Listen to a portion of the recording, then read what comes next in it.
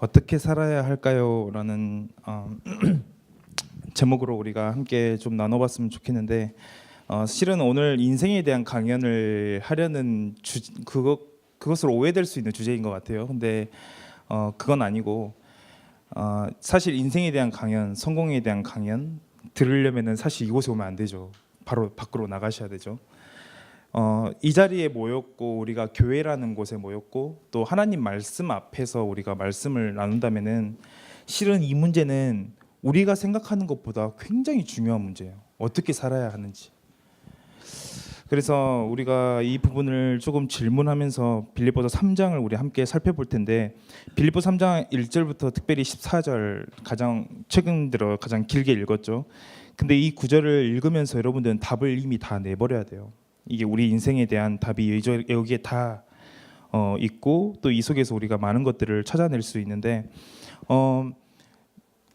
제가 뭐 특별히 준비한 건 아니지만 이게 뭔 것 같아요? 제가 자꾸 유년부를 하다 보니까 말투가 자꾸 뭐 이거 뭔지 알겠어요? 레고거든요. 네, 되게 재밌는 이야기를 들었어요. 레고 이 하나가 이제 4개짜리 레고잖아요. 이제 근데 그거를 하나를 이 2개를 조합하는데 몇 가지나 가능한 모델이 나올까요? 이 2개를 가지고 조합하는데 가능한 가지수. 수학 잘하시는 분들은 빨리 계산 되겠죠. 24가지래요. 그리고 이 3개를 조합해서 서로 다른 모양들을 나오는데 그 가능한 가지수가 몇 개인지 혹시 아세요? 그때부터 엄청나게 늘어나요. 1560까지나 된대요. 이 3가지를 서로 다르게 조합을 했을 때. 그리고 이 레고 블럭을 6개로 늘려가지고 6개를 서로 다르게 이렇게 조합을 했을 때 나오는 숫자가 최근까지 수학자들이 이것 가지고 굉장히 고민을 많이 했대요. 그래서 신기하죠. 이런 걸 가지고 우리는 한 번도 궁금함이 없었는데 이렇게 이걸 가지고 고민하고 답을 낸 게 1억 300만 가지래요. 6개를 가지고 조합을 할 수 있는 것들이.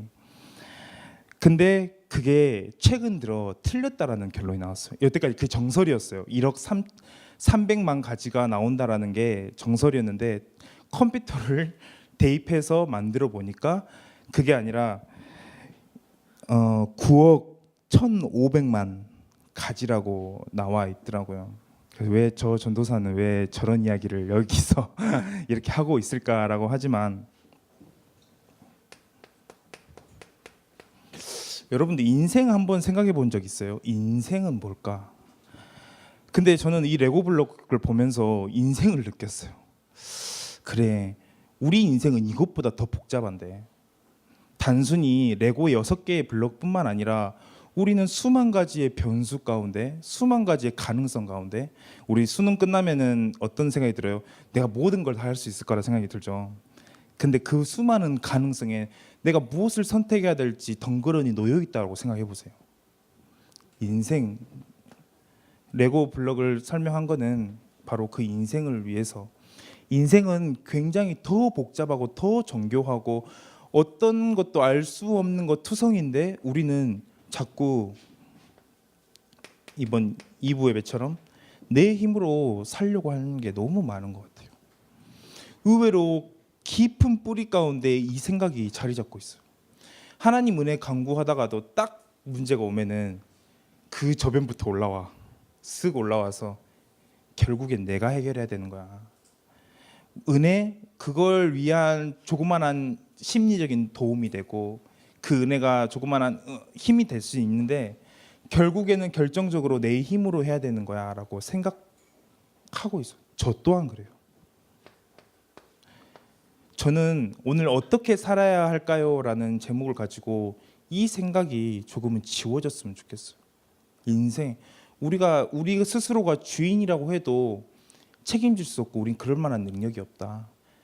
그의 주인이신 오늘 이 부분 말씀처럼 실수가 없으신 하나님, 이 모든 것들을 수많은 가능성들을 생각하시고 나를 가장 적절한 곳에 적재적소한 곳에 인도하시고, 그게 내 기준에서는 굉장히 말이 안 되는 곳이라고 해도 하나님의 그의 선하신 뜻대로, 그가 행하신 기쁘신 뜻대로, 소원하신 대로 인도하시는 그 하나님을 오늘 얼마나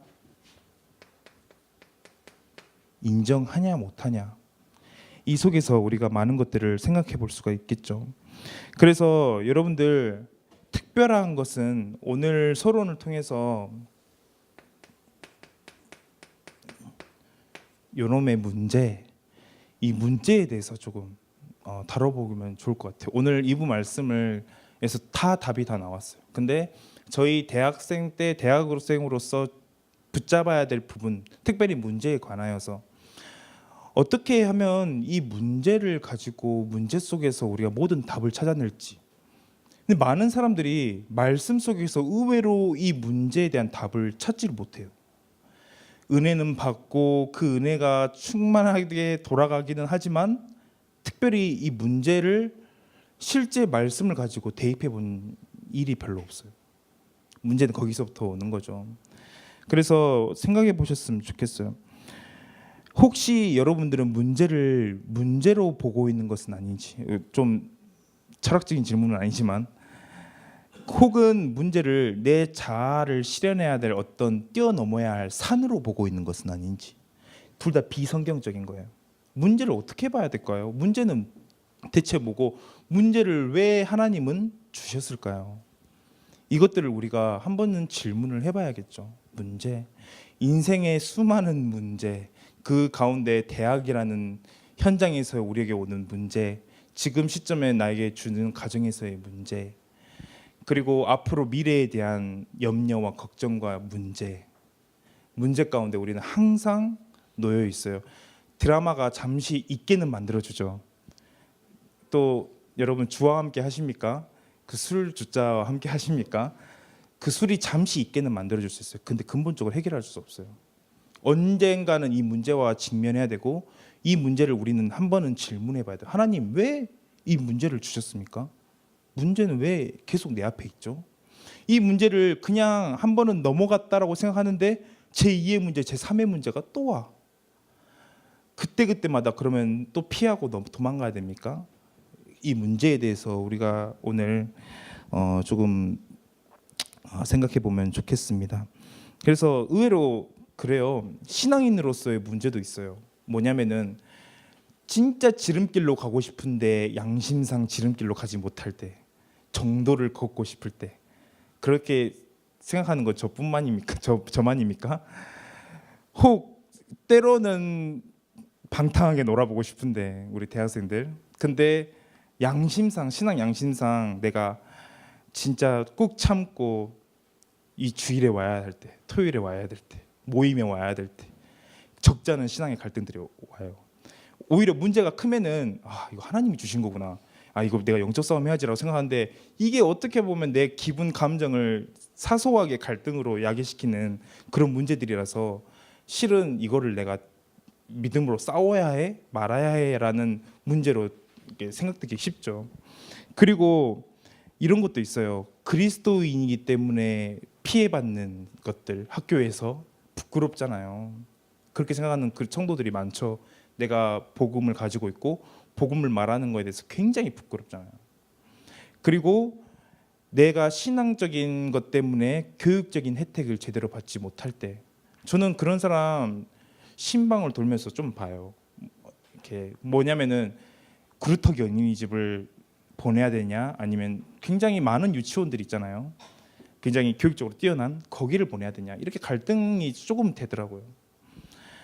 그런 문제 가운데서 신앙적인 거는 우리에게 언제든지 걸거치는 것 같은 생각이 들어요. 문제 많죠. 학교에서도 문제가 있지, 신앙적으로 문제가 있지. 우리는 그 문제를 가지고 이 자리에 왔어요. 어떻게 문제를 바라봐야 될까요? 이 문제는 우리가 어떻게 이거를 해결해야 되고 어떤 답을 내려야 될 것인지 이 시간 좀 질문해 보면 좋겠죠. 그걸 앞서서 오늘 빌립보서 3장을 통해서 바울을 조금 살펴봤으면 좋겠어요. 바울은 누구냐? 4절부터 6절까지 자기 프로필이 나옵니다. 그래서 바울은 나면서 로마 시민권자였어요. 여기에 나와 있지 않지만 그게 라면서 시민권자라는 말은 그가 분명히 부모님 때부터 로마에 관련된 사람이었다고 볼 수 있겠죠. 그래서 기록을 살펴보니까 로마의 황제를, 바울의 아버지는 로마의 황제를 아주 잘 섬겨왔고, 또 헤롯 대왕이 이 유다의 왕으로 등극하는데 도움을 줬을 것이다라고 생각을 해요. 그래서 굉장히 젊은 나이에 인정을 받아요, 바울은. 그리고 이 개인의 배경은 여러분들 잘 아시죠? 8일 만에 할례했다는 말은 무슨 말인지 아세요? 정석대로 했다는 거예요. 유대인들의 가장 정석적인 코스를 밟았다는 거예요. 이스라엘 족속, 그때 당시 많은 그 혼혈인들, 순수 혈통이 가장 중요한 바리새인의 덕목이었어요. 구별되기 위해서. 이스라엘 족속이고 베냐민 지파고 가장 핫한 지파였습니다. 그리고 히브리인이며 바리새인. 그 자기가 얼마나 열심을 보였냐. 이 이단 사람들을 박해하기 위해서 자기가 그 팀을 꾸려서 여행을 떠날 만큼 굉장히 바울은 열심으로는 흠이 없었죠. 율법으로도 흠이 없었고, 바울은 바로 이러한 사람이었어요. 근데 이런 바울이 꼬꾸라지고 뒤집어졌죠. 여러분들 잘 아시다시피. 그래서 사도행전이라는 굉장히 중요한 전도의 역사들을 우리가 볼 수 있고요. 특별히 오늘 빌립보서를 통해서 바울의 인생들을 살펴볼 수 있어요. 이 빌립보서는 여러분들 바울이 옥중에서 쓴 편지예요. 그래서 사도행전 28장을 우리 지금 한번 살펴봤으면 좋겠는데, 우리 말씀은 잘 하잖아요. 근데 저희가 이 말씀에 대한 배경들이 사실은 필요하기 때문에 사도행전 28장에 보면은 16절 한번 봐보세요.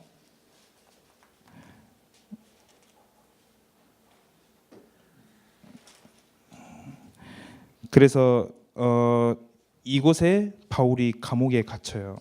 이제 로마에 도착하고 막바지에 이르러서 거의 노년에 이르는 시기죠. 그래서 이곳에서 바울이 빌립보서를 작성하게 됩니다. 그래서 옥중 서신이라고 불려지고요. 그래서 빌립보는 수신자가 누구였나? 빌립보 교인들에게 있었어요. 그래서 사도행전 16장을 또 한번 보겠습니다. 사도행전 16장에 빌립보를, 이곳에서 빌립보 교회가 처음 태동되고 탄생하게 돼요. 그래서 16절에 바울이 2차 여행을 떠나기 위해서 실라를 택하죠. 굉장히 논쟁이 있었죠. 그래서 실라를 택하고 이 2차 전도 여행을 떠나요. 근데 여기서 일이 터진 거예요. 그 밤중에 환상이 보여요. 그래서 이 예수의 영이 더 이상 앞으로 가는 걸 허락지 아니하고 마게도니아 쪽으로 이렇게 틀게 돼요. 그리고 나서 첫 번째 방문한 곳이 바로 이 빌립보의 이 마을이었어요. 그리고 그 빌립보 마을을 보면은 여기 14절에 16장 14절에 보면은 자색옷감 장사로서 하나님을 섬기는 루디아라고 되어 있죠. 그 루디아가 바로 빌립보 지역에서 첫 번째 영접한 사람입니다. 그래서 루디아를 만나고 같이 전도 여행을 떠나게 될 중에 어떤 그 귀신 들린 곳 여종을 쫓아내죠, 귀신을. 그랬더니 그 여종 때문에 돈을 많이 벌었던 사람이 신고하게 되고 감옥에 갇히고 그 감옥에서 심히 매를 많이 맞아요. 그래서 22절에 16장 22절에 보면은 상관들이 옷을 찢어 벗기고 매로 치라 하여라고 되어 있죠. 굉장히 많이 맞았어요. 목숨이 위태위태할 정도로. 그리고 그 감옥에서 이제 감옥이 갑자기 지진이 생기더니 사람들이 죄수들이 막 뛰쳐나가길래 간수가 난 이제 큰일 났다고 자결하려고 해요. 그 간수를 크게 소리질러서 말리고 그 간수에게 복음을 전하고 그 간수가 복음을 영접하죠. 그리고 그 가족이 모두 다 세례를 받게 되는 내용들이 16장 후반대에 다 나오고 있어요. 여러분들 어떻게 생각하세요? 바로 빌립보 교회의 첫 시작이 바로 여기서부터 시작이 되거든요.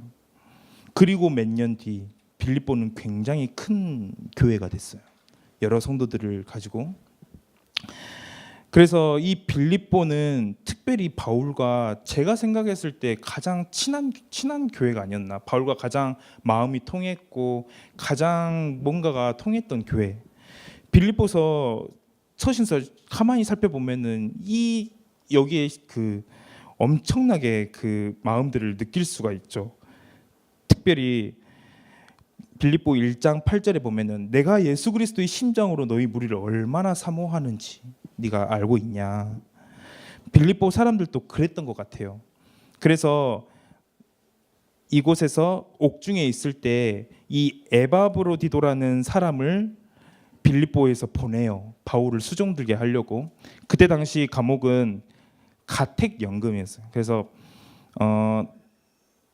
그를 자유롭게 쓸 수 있었고 집안에서는 자유롭게 이렇게 돌아다닐 수 있었고 집 문 앞에 누군가 지키고 있었고 그런 감옥에서 이렇게 에바브로디도가 이곳에서 수종 들려고 했는데 다시 보내죠. 왜냐하면 죽기 직전까지 병이 들어가지고 그 내용이 2장에 쭉 나오는데 그곳에서 19절부터 쭉 나와요. 그래서 25절 그리고 27절 그 내용들이 나와요. 그래서 다시 보내요. 이 에바브로디도를 보낼 정도로 빌립보 사람들은 굉장히 바울을 생각했어요. 그리고 바울은 에바브로디도를 그냥 보낸 게 아니라 디모데를 같이 껴서 보내죠. 그 디모데가 이 빌립보를 굉장히 살릴 수 있는 적합한 사역자라고 생각을 했죠.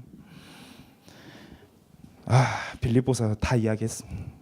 중요한 줄거리들은 여러분들 그 빌립보서를 하고 내용들을 쭉 생각하시면서 3장을 한번 봐보세요. 3장에 바울이 거의 유언과도 같은 이야기가 나오는 거예요. 옥중에 갇혔지, 자기 목숨은 언제 끝날지 모르지, 자기 인생에 대해서 굉장히 회고하는 장면들을 살펴볼 수 있는데 바울의 인생에서 끝에 3장 끝에는 나를 본받으라라고 되어 있는데 바울의 인생에서 우리가 무엇을 느낄 수 있는지 아십니까?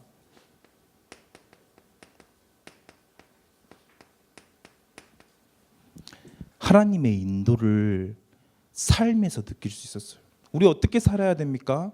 우리 인생 속에서 이 복잡한 문제 가운데 우리 어떻게 살아야 되죠? 답은 여기 있어요. 여러분들이 느끼기에 가장 추상적이고 가장 손에 잡히지 않고 가장 뭔지 잘 모르겠는 그 하나님의 인도, 여기에 답이 싹 다 들어있어요. 바울은 철저하게 하나님의 인도 따라 산 사람이었어요. 그 내용들을 잘 알고 있잖아요. 다메섹에서 하나님 기세가 등등해서 가는데 그 발걸음이 그냥 발걸음이었겠습니까? 하나님이 철저하게 준비하고 인도하시고 계획하신 발걸음이었어요. 우리가 생각하기에는 바울이 드디어 귀신 들렸구나, 미쳤구나, 이제 박해하러 가는구나. 근데 하나님이 뿐만 아니라 모든 것을 준비하시고 예정하시고 바울이 그렇게 할 수밖에 없도록 준비하시고 그곳에 가서 무엇을 체험하게 하느냐면 구원을 체험하게 하셨어요. 이 구원의 체험, 구원의 감사와 감격, 이 모든 것들이 바로 다메섹에서 이루어졌다. 하나님의 인도는 바로 거기서부터 시작이 됐어요. 뿐만 아니라 빌립보 교회로 간 연유도 사실 그렇지 않습니까? 드로아의 밤을 통해서 하나님 예수의 영이 가기를 이렇게 안 하고 하나님의 인도 따라서 마게도냐 쪽으로 가게 됐을 때 만난 첫 번째 도시가 빌립보였죠. 하나님의 인도 따라 갔는데 그곳에서 중요한 사람들과의 만남들이 이루어지게 되죠. 끊임없는 지속적인 운동들이 일어나죠. 하나님의 인도를 여러분들 어떻게 받을 수 있습니까? 하나님의 인도는 대체 뭡니까? 거기에 대해서 저는 여러분들에게 해줄 수 있는 말이 많이 없어요. 근데 아주 기본으로 돌아가서 여러분들 하나님의 인도는 반드시 말씀으로 하나님은 인도하신다. 여러분들 그 중심이 있어야 돼요. 이 말씀으로 인도하시는데 여러분들 그냥 말씀으로 인도하는 게 아니에요. 여러분들 마음 상태, 마음 중심에 뭘 원해야 되냐면은 그래, 맞아. 내가 하나님을 알 수 있고 내가 부르신 하나님이 부르신 부름의 이유도 알 수 있는 것은 바로 그분만을 통해서야. 계시의 영, 지혜와 계시의 영이 없으면은 하나님을 알 수 없고 내 마음의 눈을 뜰 수 없어서 부르심의 소망도 알 수 없어. 여러분들 중심에 이 강구함이 없이 말씀을 들으면요, 또 똑같은 말씀이 돼요. 제가 말하는 거는 조금 다른 이야기예요. 그냥 말씀을 잘 열심히 들어야 된다는 말이 아니에요. 차로 이동할 때 그냥 우리가 했던 대로 그냥 습관적으로 말씀을 틀고 말씀 들으면서 잠들고 그런 수준의 말씀을 이야기하는 게 아니에요. 진짜 하나님 나에게 은혜를 주시고 나로 하여금 진짜 올바른 길로 갈 수 있도록 하는 분이 성령 하나님밖에 없구나. 그러면 하나님 지금 이 시간 내게 성령의 충만함을 주시옵소서. 성령을 임하셔서 내가 말씀 따라갈 수 있도록 해주시고 내 모든 곳에 하나님의 말씀을 허락해 주옵소서. 이 마음으로 듣는 말씀은 또 다르거든요. 너무 어려운 이야기입니까? 중심을 이야기하는 거예요. 하나님은 이 중심을 가지고 있을 때 하나님께서 중요한 곳에 인도를 하십니다. 그래서 말씀 따라 그곳에 그 말씀으로 인도하시는 님. 그래서 생각해 보세요. 엘리야는 수많은 역사가 필요하지 않았어요. 막 돌이 부딪히고 바람이 날리고 불 가운데 있어도 엘리야에게 필요했던 거는 그 세미한 음성. 그 세미한 음성이 엘리야를 다시 세우게 만들고 7천 제자를 예배한 곳에 가게 만들고 무엇보다도 엘리사를 세우게 만들었죠. 그 말씀이 필요한 거예요. 저희에게는 많은 게 필요한 게 아니에요. 그 말씀 속에 오늘 중심을 담고 그 말씀 가운데 우리가 있어야 되겠죠. 그리고 하나님의 인도는 어떻게 받을 수 있습니까? 이 주제를 가지고 앞으로 계속 나눠보겠지만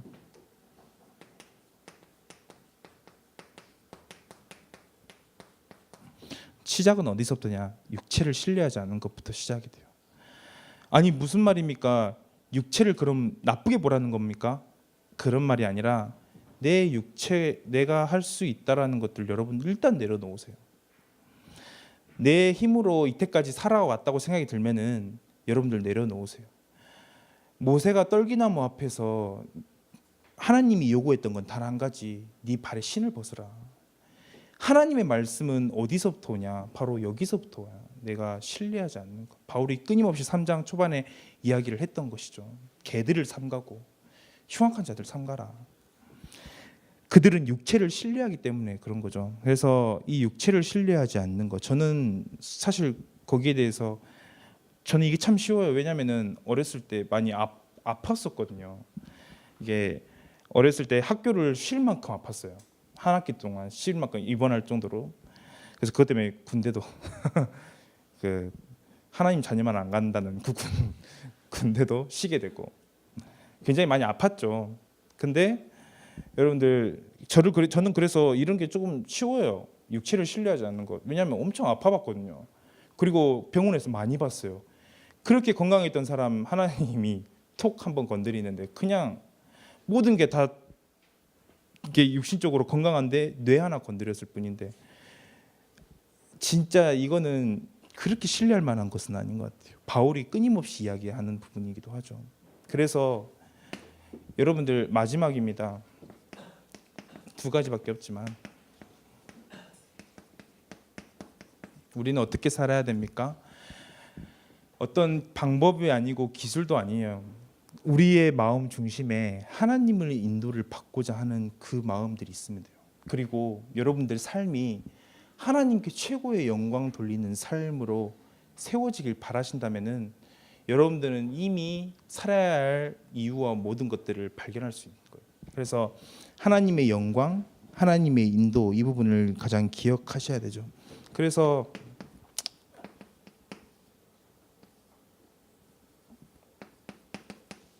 지난번에도 했던 이야기지만 모세가 출애굽기 4장 20절에 자기가 가지고 있던 그 지팡이가